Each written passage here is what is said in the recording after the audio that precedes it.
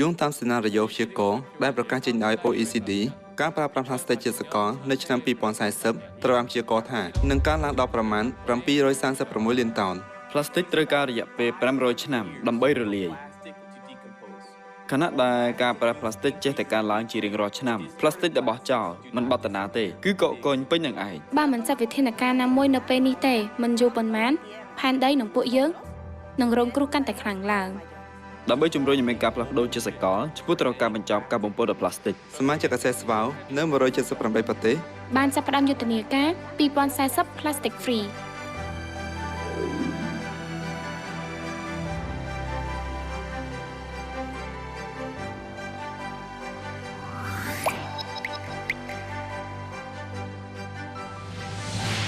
ជំហានដំបូងនៃយុទ្ធនាការ Plastic Free បានចាប់ផ្ដើមនៅកន្លែងធ្វើការយើងហៅថា Challenge Plastic Free នៅកន្លែងធ្វើការ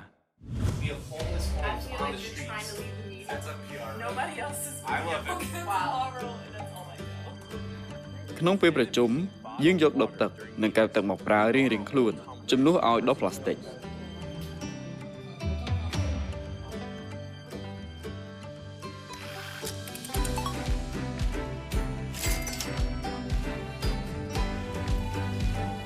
ពេលអាហារថ្ងៃត្រង់ដែលជាពេលប្រើផ្លាស្ទិកច្រើនបំផុតយើងប្រើប្រអប់ផ្ទាល់ខ្លួនជំនួសឲ្យរបស់ដែលប្រើហើយបោះចោល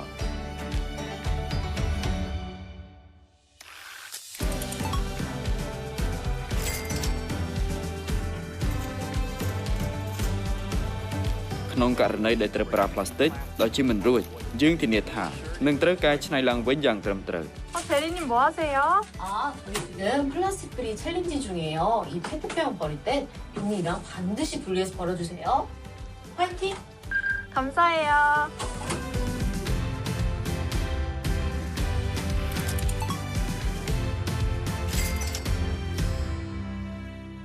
Đám chớt đo trở chân trở chảy, đo chân bị gróp tội mùi.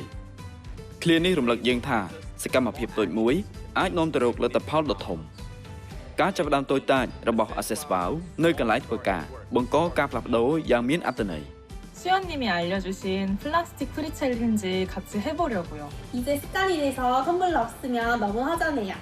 이 캠페인을 저희 선배님에게도 소개해드렸는데요. 열심히 동참해주고 계십니다. 네, 저도 민경님 덕분에 참여하게 됐어요. We are going to the cafe now and I brought my own tumbler to participate in the plastic free challenge. I also brought my tumbler to participate in the plastic free challenge. Mari spesa ka plastic free challenge na mong kahayan. 이니셔틀 저희 모두 직장에서 플라스틱 프리 챌린지 참여하고 있어요.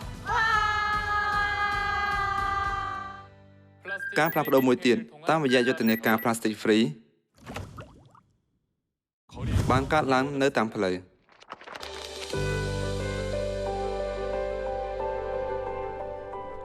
សម្រាប់ផ្លាស្ទិកដែលចោលពីវាលពាកាលនៅតាមផ្លូវ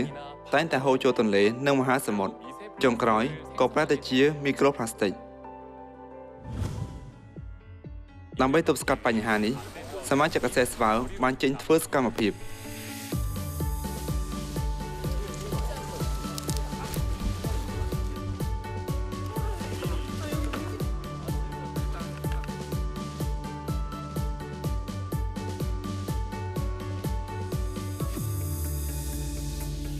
យើងរើសសម្រាមនៅតាមតំបន់ឆ្នេរតាមដងផ្លូវក្នុងក្រុង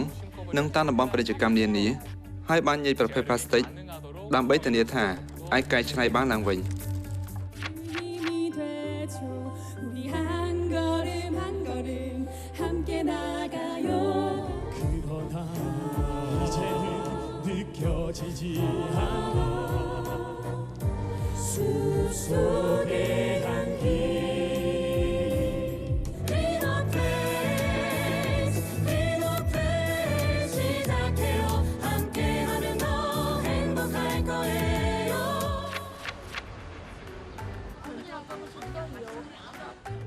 យើងបានធ្វើយុទ្ធនាការលើកកម្ពស់ការយល់ដឹងដើម្បីបង្ហាញពីភាពធ្ងន់ធ្ងរនៃការបំពុលដោយផ្លាស្ទិកនិងលើកទឹកចិត្តឲ្យអនុវត្តការកាត់បន្ថយការប្រើប្រាស់ផ្លាស្ទិកតាមរយៈការខំប្រឹងរបស់អាស៊ានស្វៅនោះការផ្លាស់ប្ដូរក៏បានចាប់ផ្ដើមតាមដងផ្លូវផងដែរ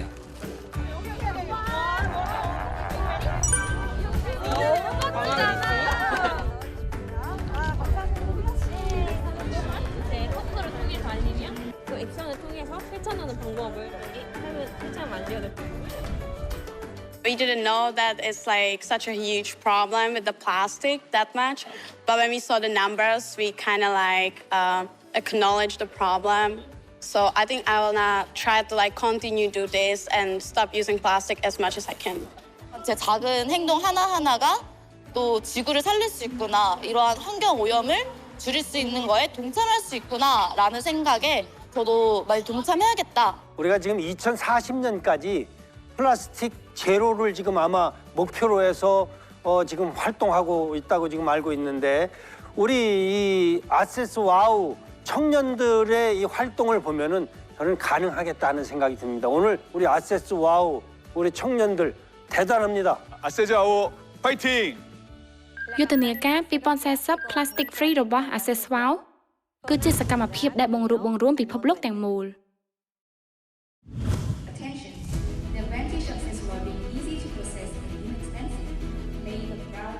ដើម្បីលើកកម្ពស់ការយល់ដឹងពីបញ្ហាបរិស្ថានដែលបណ្ដាលមកពីការប្រើប្រាស់ប្លាស្ទិកហើយដើម្បីកសាងអនាគតដែលប្រកបដោយនិរន្តរភាពវេទិកានិងសិក្ខាសាលាបានធ្វើឡើងនៅប្រទេសជាច្រើនជុំវិញពិភពលោកដែលមានការចូលរួមពីភាគីពាក់ព័ន្ធមកពីវិស័យផ្សេងៗ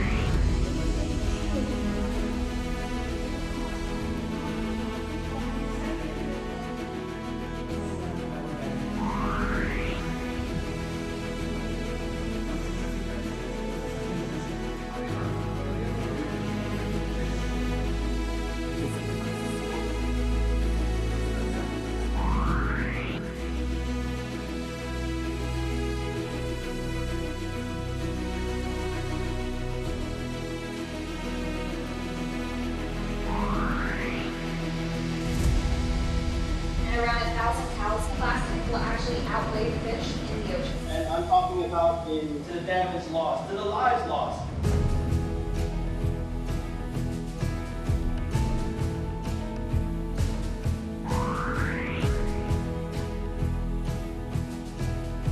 현재 플라스틱 문제는 굉장히 심각합니다. អ្នកជំនាញមកពីវិស័យផ្សេងៗមានទាំងអ្នកនយោបាយបរិស្ថាននិងការអប់រំបានមកជួបជុំគ្នានៅវេទិកាបរិស្ថាន Plastic Free របស់ Access Wow នេះបានក្លាយជាវេទិកាដែលយើងអាចចែករំលែកគំនិតហើយស្វែងរកដំណោះស្រាយជាក់ស្ដែងដើម្បីបញ្ចប់ការបំពុលដោយប្លាស្ទិក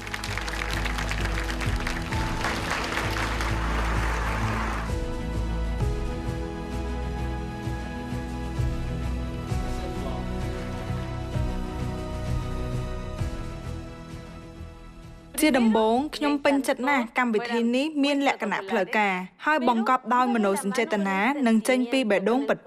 ដែលជំរុញឲ្យគ្រប់គ្នាធ្វើសកម្មភាពរួមគ្នាមិនមានគម្លាតពីគ្នាទេមានលក្ខណៈតាមបែបបទប៉ុន្តែមានភាពជិតស្និទ្ធអ្នករាល់គ្នាមានអំណាចផ្លាស់ប្ដូរពិភពលោកដូច្នេះសូមបន្តបោះជំហានទៅមុខទៀត អ្នករាល់គ្នាបង្ហាញតាមសកម្មភាពថាមានអ្វីមួយដែលកំពុងជំរុញចិត្តយើងយ៉ាងខ្លាំងក្លាបំផុតគឺការចូលរួមចំណែកថែរក្សាផ្ទះរបស់យើងដោយផ្អែកលើធម្មជាតិជាមូលដ្ឋាននិងការគោរពចំពោះមនុស្សគ្រប់រូបនៅផែនដីនេះ ព័ត៌មានជាច្រើនត្រូវបានចែករំលែកអំពីសារៈសំខាន់នៃការកែច្នៃប្លាស្ទិកឡើងវិញខ្ញុំមានការចាប់អារម្មណ៍ជាខ្លាំងចំពោះស្មារតីស្ម័គ្រចិត្តដែលមានក្នុងចំណោមសហគមន៍ទាំងមូលដោយចូលរួមក្នុង Access Wow ខ្ញុំសូមអបអរសាទរចំពោះអ្នកស្ម័គ្រចិត្តទាំងអស់ដែលបានចូលរួម Access Wow សម្រាប់កិច្ចការដ៏អស្ចារ្យដែលពួកគាត់កំពុងធ្វើដើម្បីឆ្ពោះទៅរកអនាគតប្រកបដោយចីរភាព យុទ្ធនាការ2040 Plastic Free របស់ Access Wow ដែលយើងអនុវត្តនៅកន្លែងធ្វើការនៅតាមដងផ្លូវនិងនៅទូទាំងពិភពលោកនឹងក្លាយជាការចាប់ផ្ដើមនៃការផ្លាស់ប្ដូរដែលជួយសង្គ្រោះផែនដីរបស់យើង